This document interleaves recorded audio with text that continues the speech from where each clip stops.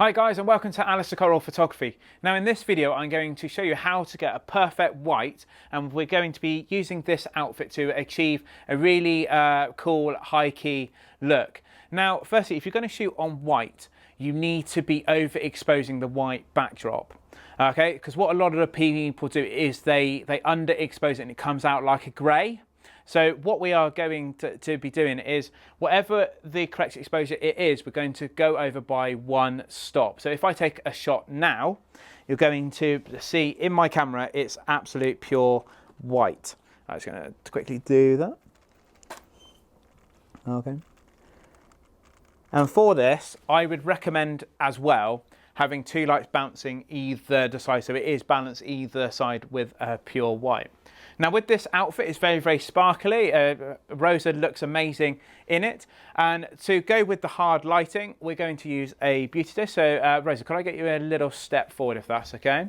Might need you a little bit more if that's okay. But we'll just do a test shot here and then we'll see if we need to put you... Yeah, could you come forward a little bit more? Yeah. Perfect. All right, so we're only shooting 3¼ length, which is why Rosa's able to come a little bit further forward for me.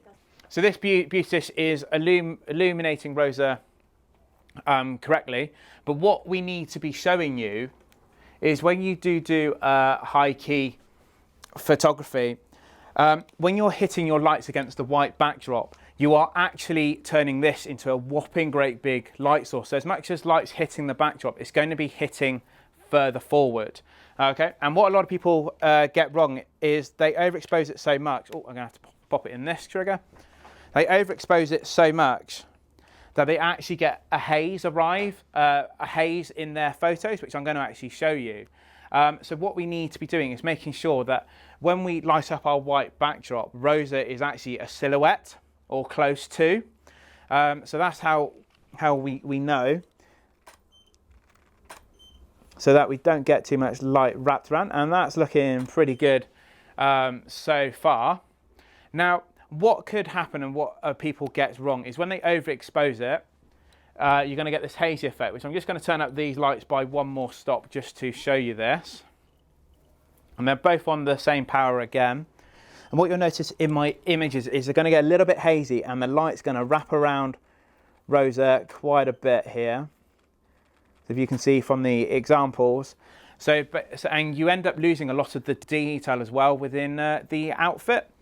But if you want that look, great. But if you don't, you want to make sure that your lights are correctly exposed for the white backdrop and your model is far enough away that it can't also wrap around. But if we put this beauty dish back on, there we go. You can also have that. Rose, I might need you to do a little step forward. I'm just going to turn these lights back down to what they should have been as well. As well there. Okay.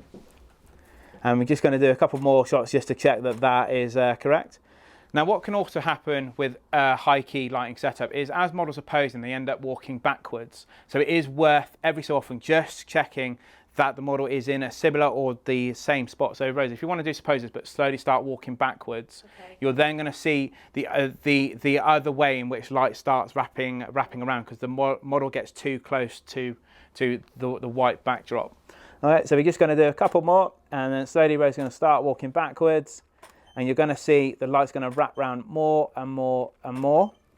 And that's another thing that actually you do not want to be happening, because you end up losing a lot more of the detail.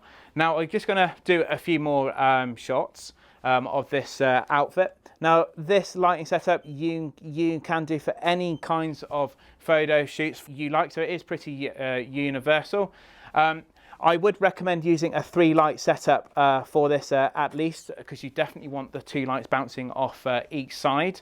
And you can do this with any outfit. Now if you do have a white outfit, you do need to be a lot more cautious about how far away the model is to that white backdrop and how strong that white backdrop. Well, why don't I show you a beauty look? So what we have done is added a reflector in, and the reason I've added a reflector and not another light is because you're going to have a common issue when you add reflector into this lighting setup.